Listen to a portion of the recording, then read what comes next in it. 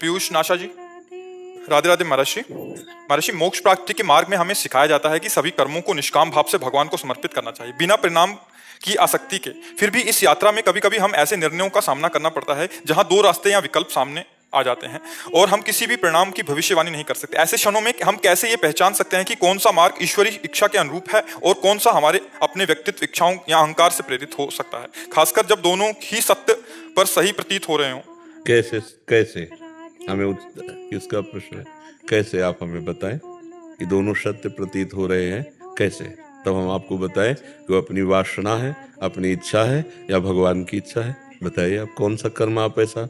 उदाहरण जैसे कि अगर हम अपने कार्य में हमें डिसीजन लेना है, कोई निर्णय लेना है। बात पहले यहाँ समझनी है, भगवान की इच्छा और अपने कार्य ऐसा नहीं होता है। भगवान की इच्छा का पालन करने के लिए पहले तन वांग मनोभित अमलई सोहम तवि वास्तिता, शरीर को, मन को और वाणी को और आम को भगवान के चरणों में समर्पित करना होता है।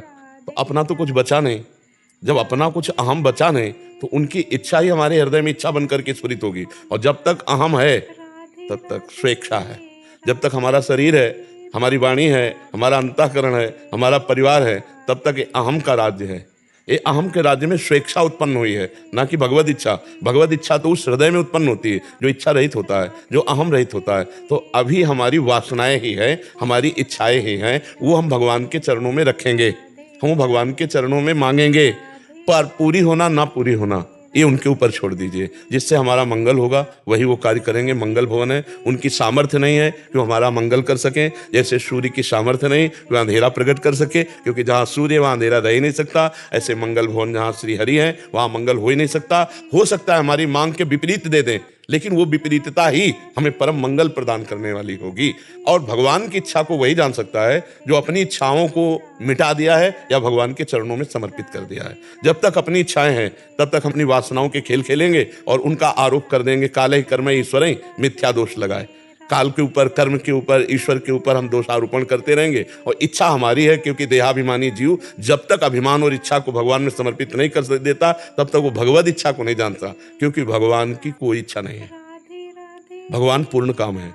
भगवान में इच्छा भक्त की पहुंचती है तो उनमें भूख पैदा कर देती है, उनमें खेलने की इच्छा पैदा कर देती है। जैसी भावना भक्त करता है वैसे ही भगवान चेष्टा करते हुए नजर आते हैं। भगवान अमना है, भगवान पूर्ण काम है, भगवान इच्छा रहित है।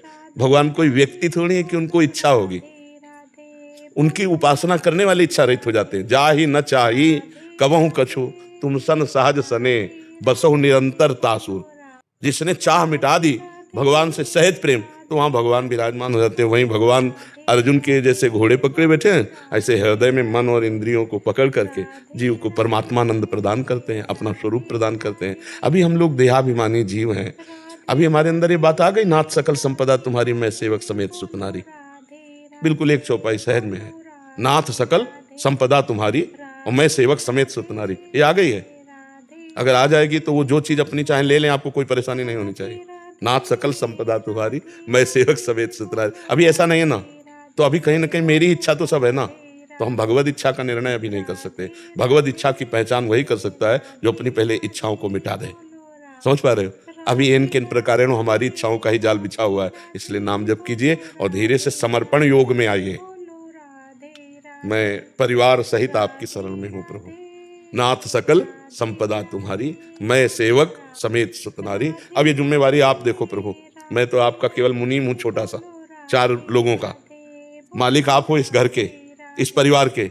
मैं एक छोटा सा सेवक हूं। जो आप देंगे आपकी सेवा करता रहूंगा, आपके परिवार की सेवा करता रहूंगा। जरूरत होगी तो मुनीम होने के कारण पर्चा आपको पकड़ाते रहेंगे। स्वामी आप है, आप देखते रहिए। आप बहुत आनंद में जीवन व्यतीत कर लेंगे अगर हमारी बातें समझ पाएंगे। और कर्ता बनते रहेंगे, घर के मालिक बनते रहेंगे, तो फिर परेशानी ही परेशानी, और आप समझ नहीं पाएंगे भगवान के विधान को। और हो सकता है श्रद्धा भी डगमगा जाए, क्योंकि खेल ऐसे हैं, सृजन पालन विनाश। जैसे अभी आप रुदन कर रहे थे, अब आपको लाख समझाओ, लेकिन जो हृदय पे चोट लगी उसको कैसे कोई संभाल। वो छाती जाने। जिस माँ का पुत्र गया हो वो माँ जान सकती है। हम लोग तो बाहर से ऐसे उपदेश दे सकते हैं। अंदर का जब मोह नष्ट होगा तब इनको हमारी बात समझ में आएगी। अभी हम कहते हैं सब भगवान का है। अगर भगवान अपनी वस्तु ले ले तो अभी श्रद्धा खत्म हो जाएगी। नहीं कहता हूं, इसका मतलब समर्पण नहीं था। हम समर्पण योग की तरफ चले तो भगवान कहते हैं योगक्षेमम वहाम्यहम्। भगवान का चिंतन करें और अपने आप को भगवान के हवाले कर दें, तो जो अप्राप्ति की प्राप्ति कराना और प्राप्ति की रक्षा करना वो सब कर लेंगे। बहुत करुणामय भगवान है। समझ पा रहे हैं आप? जी।